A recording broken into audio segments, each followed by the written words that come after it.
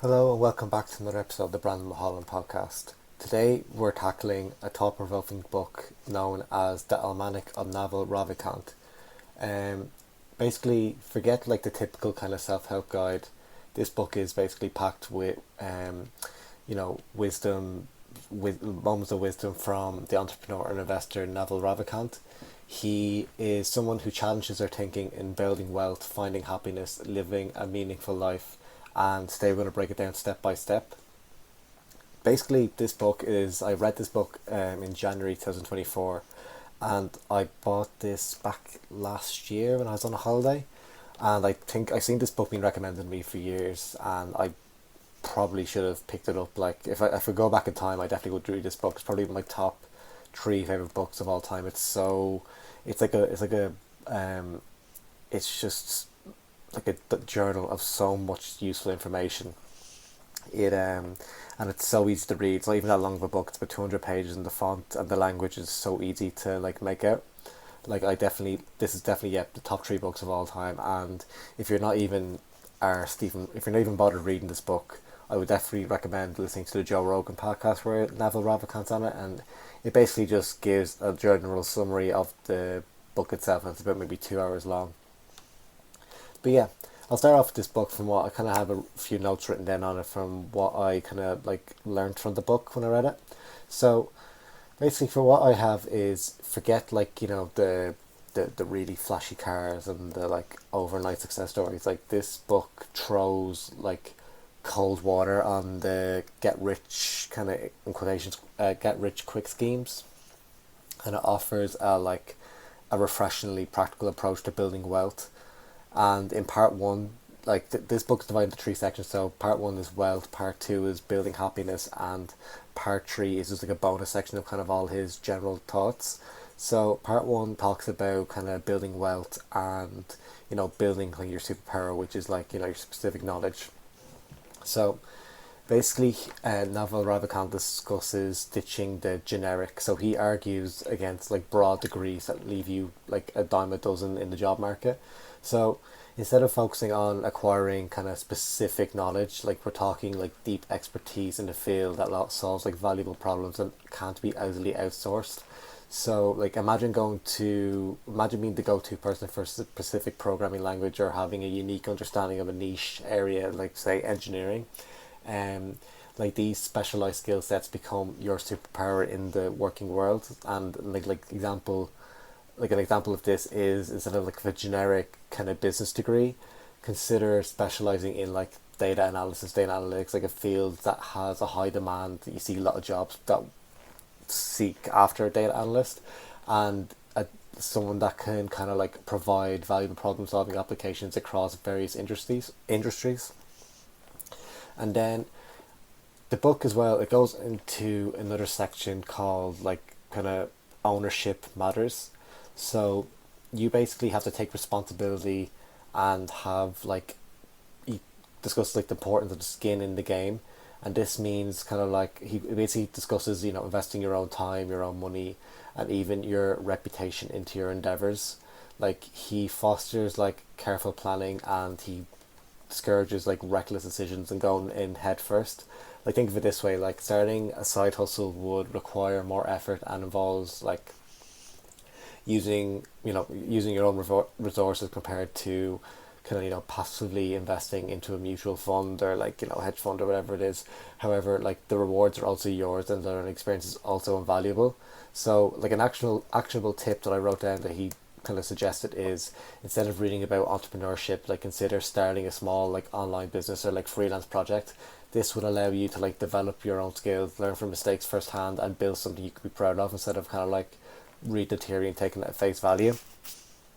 And then he goes on to discuss like the leverage of technology and media as amplifiers. So he's basically saying like don't like this book is like a few years old. I think it was like published in 2000, and I think it's published like before 2019, 2020. But he basically discusses like don't underestimate technology, because technology is getting stronger and stronger and more powerful, and basically kind of most of the jobs these days, or but like from 20 years ago, become a bit redundant thanks to technology. So Naval Ravikant like highlights the power of technology in the media as tools to amplify like your skills and to reach a wider audience. So he basically suggests, learn how to code, like, and so you can build like software products that could potentially reach millions of users. Like, he also suggests becoming a content creator, like what I'm kind of getting to the field of, like writing blogs, doing podcasts, and like share your expertise with the world, establishing yourself as an authority like in your field. And he also suggests like if you like work on these, like these tools will empower you to showcase your value, like your value proposition, and potentially like connect with a global audience. And then the last section of this like part one of building wealth per se, he talks about like how patience is key. Like this is like this is a marathon, not a sprint. Like building wealth will take time. Like it's he emphasizes like the importance of patience and a long term focus on value creation. He also suggests like we shouldn't get lured by like fleeting trends or quick fixes. Like it's better to invest in skills and ventures that will pay dividends and that will serve you for years to come. And he also like suggests here that like you remember that consistent effort, learning, and adaptation are basically vital for building sustainable wealth. So like the three kind of factors again are effort, learning, and adaptation. And then yeah, the final part he talks about is like a bonus tip that he adds in is kind of your sales and your art of selling. So like he basically when he's saying when you're a salesperson or if you're trying to like put yourself out there, like it's not manipulation. Like he argues that being a skilled communicator is like learning to sell but not in a manipulative way. Like he suggests focusing on clear communication and persuasion. Like being able to effectively communicate the value of your ideas to products or others or products to others. This is like a crucial for success in any field. Like whether you're kind of negotiating a raise for your job, or whether you're pitching a business idea, or whether you want to have more flexibility what you do with your work or what you do on a day to day. So building wealth is just more than accumulating money. Like it's about acquiring the freedom and resources to pursue meaningful life, such as financial freedom. Just more tools to boost your kind of quality of life. So his approach challenges, or Naval Ravikant's approach challenges traditional thinking and encourages listeners to take ownerships of their own journeys. So yeah, that was a general overview of part one of building wealth. Then part two, he discusses, as I mentioned earlier on, he discusses about finding happiness on your own terms. So this is basically part two, and this is probably about maybe 50% of the book. I have the book here in my hand. I think it is about. Let me see. It's about. I think about 100 pages. Yeah. So it is about. Yeah, it's about just short of 80 pages. So, yeah. So part two kind of discusses more of kind of what you can do within yourself. Like things aren't like you can't change your external. You can only kind of focus on your internal. And as this isn't your typical self-help guide, like this kind of throws out the conventional pursuit of happiness and like offers a refreshing perspective on cultivating inner peace and fulfillment. So for one part I wrote down here was happiness is a byproduct, not a goal. So by shifting your focus, he argues that happiness isn't a destination you chase, but it's rather a byproduct of living a meaningful life. Like focusing slowly on external factors like money or possessions leads to fleeting satisfaction and a constant state of wanting. And the key to this would be like to cultivate your inner world through practices like mindfulness, meditation, gratitude, or journaling. Like these practices help you appreciate the present moment regardless of external circumstances. And like a tip that he offers is like spend a few minutes each day meditating or journaling with the things you're grateful for. Like this simple practice can shift your perspective and increase your overall sense of well-being. Like I have a quote down highlighted here, and he goes, "Happiness to me is mainly not suffering, not desiring, not thinking too much of the future or the past, really embracing the present moment and the reality of what is and the way it is." Like again, that's just kind of so simple, but like not a lot of people kind of miss out like on that kind of thought. And like every positive thought that has a seed of negative thought within it, and vice versa. which is why a lot of greatness in life comes out of suffering. You have to view the negative before you can aspire to and appreciate the positive. So, like as I said, like this book is just unbelievable with the amount of buckets of knowledge that you can find in it. Like you can literally destroy your happiness if you spend all your time living in delusions of the future, or even like the the regrets of the past. Like it's this book is, yeah, I can't speak highly of it enough. But yeah, part two then of this kind of happiness thing that I've wrote down or highlighted is finding work that you love is fuel for the soul. So like there is a purpose beyond the paycheck. Like Naval Ravikant like emphasizes the importance of finding work that aligns with your values and skills. Like when you find meaning and purpose in what you do every day, like for work or wherever your kind of day to day is, it provides like a sense of fulfillment that goes beyond just the paycheck. So imagine someone passionate about animals finding more joy working at a shelter than a high paying corporate gig. Like their work is like an extension of their values, which leads to a sense or a deeper sense of satisfaction. So you may ask yourself like, what are your passions and skills? Like how can you work that allows you to express those and contribute to something meaningful? Which is again so simple, but like a lot of people kind of just like never think of it that way. And part three of this kind of like part like number three kind of what I wrote down of part two of this book is again it's like avoid the comparison trap. Like social media can be like a big distraction. Like you can easily be in a hole of watching kind of like reels and social media. Like these platforms could create a false sense of competition and inadequacy. So you're kind of too busy kind of watching all these like content creators and people, and you're always thinking, geez, they're much better than me, or I'm much better than them. It kind of like gets you into this kind of bad loop of just you constantly comparing yourself to others and not enjoying what you are as a person. So Naval suggests focusing on your own journey and avoiding keeping up with the Joneses mentality. Like don't compare your behind the scenes to someone else's highlight reel. And like an actual like tip is like he suggests considering taking a social media detox for like maybe a week or two or even longer. It depends how long you need. See like use an experiment to see how it affects your mood and overall well being.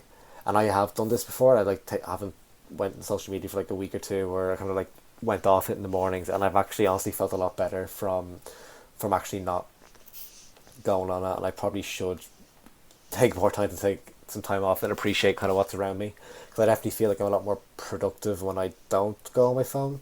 But at the same time, I kind of do need it for a lot of things. But I think I'm just making up excuses now. But yeah, the last part of this kind of building happiness, so I kind of wrote down 4 points for each, but he basically, one other kind of vital point I have down is embracing like delayed gratification. So true happiness like takes time. So he encourages like delayed gratification. Like don't get caught up in instant gratification or fleeting pleasures. Like focus on the long term, on the long term vision and the experience that bring lasting value. Like building meaningful relationships, pursuing personal growth, and contributing to something larger than yourself are all paths to true happiness, and like are not something you're going to get within an hour or a day or a week or how short term it is. And you got to remember that like happiness is a journey, not a destination. Like enjoy the process of growth and savor the small moments along the way. Like everyone thinks that kind of like the path to success or the path to happiness, the path to achievement is just like a linear kind of like line on a bar chart, but it's really not. It's more like up down up down up down, like peaks and valleys, or peaks and troughs, ups and downs. It's not really a straight line. Like if it's like a bit like looking at a stock market, kind of when the stocks go down, stocks go up, stocks go down. But the overall trajectory is like you're obviously trying to get an upward trend. Like obviously if you're going down, it's not a good thing at all. So you want to be kind of constantly going up, even if you do have a small like kind of hits that go down. As long as you're kind of constantly going up over time, then you can't. It's better than where you were from when you started. So yeah, Naval's message on like happiness, it is a powerful one. So encourages us to take control of our inner self and world and find our fulfillment on our own terms instead of looking for external gratification. So then the last section is a bonus section. So this is like additional strategies to success. So the gems from like this book is like he goes beyond like wealth and happiness, and he offers like loads of practical advice for navigating life. And here, like some of the takeaways that I took from it. So he talks, one part is about learning how to sell effectively. So selling isn't about manipulation. Like I think I discussed it earlier, but he kind of goes into a bit more in this bonus section. But it's about clear communication and persuasion. Like being able to effectively communicate the value of your ideas or products is crucial for success in any field. You know, like as whether you're kind of like negotiating a raise or pitching a business idea or simply trying to convince a friend of your favorite restaurant, honing communication skills is like an investment worth making. And he talks about like make your priorities and like be ruthless with them. So since like your time and energy are limited, like everyone's time and energy is limited, like he emphasizes the importance of prioritizing, like making ruthless prioritizations. So learn to identify like the activities with the biggest impact on your goals and ruthlessly eliminate distractions and unimportant tasks. And then he also talks about like luck is a skill that you can develop. So while some of like elements of luck is unavoidable, um, he argues that you can increase your chances of encountering positive opportunities, and he suggests kind of like putting yourself out there, like don't be afraid to step outside like kind of your comfort zone and network with people in your field, like attend industry events, volunteer for relevant causes, and be open to new experiences if you have a genuine interest in kind of like getting yourself out there on the market and getting people to notice you. He also discusses taking calculated risks. Like calculated risks are different from like reckless gambling. Like carefully, like assess potential opportunities and outcomes before taking a leap.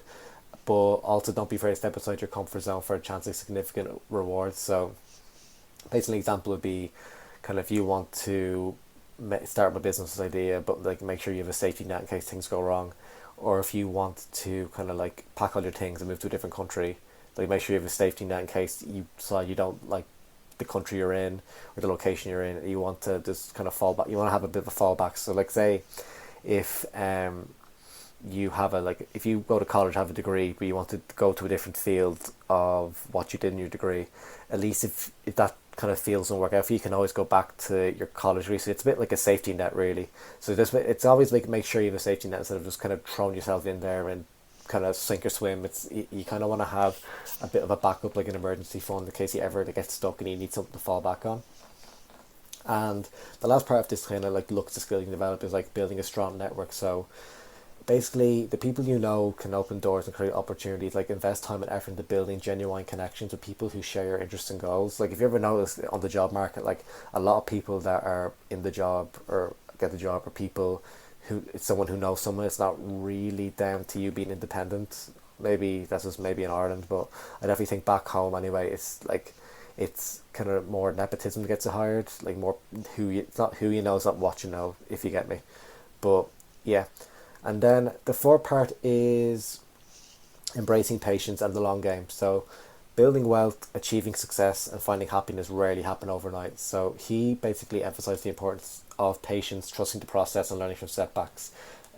Basically, view challenges as opportunities for growth and keep moving forward with long term perspective. And basically, you just need to remember, man, like this bonus selection isn't a collection of quick fixes. Like it's rather a set of principles to guide you on your journey, whether it is kind of stuff grow, kind of building a business, personal freedom, financial freedom, whatever it is, or like some sort of sports journey, whatever your kind of passion or interest or your long term goal is. But by implementing these ideas and tailoring them to your specific circumstances, you can increase your chances of achieving your goals and living a fulfilling life. But yeah, overall, this book is a collection of thought-provoking ideas that challenge like conventional thinking and encourages readers to take control of their own destiny. And I definitely would recommend this book to kind of anyone really, even if you are successful in whatever field you're doing, or if you need like a bit of a kick to get you started. This book, I think I gave it like a 9 out of 10, or I could even give it a 10 out of 10. Like this book is just amazing. Like I knew if I didn't have so many other books to read, I probably would read this again just to remind myself of kind of like the lessons. It's like sometimes when you read a book again, you learn something. Like it's like the best. I think Chris Williams said it, that the best book you read is something that you already know, or something along those lines. It's like the best book you read is something that you learn twice, or something you already know, or the things you've already read before. But yeah, I won't. I think it's hitting 20 minutes here, but yeah, 20 minutes is pretty long for me in a podcast because I actually took so much from this book. I needed to kind of share it and get off my chest. And I only read this like 2 months ago as well. So if I did a podcast on this straight after the book, I probably would have had a lot more. I've probably been talking for an hour.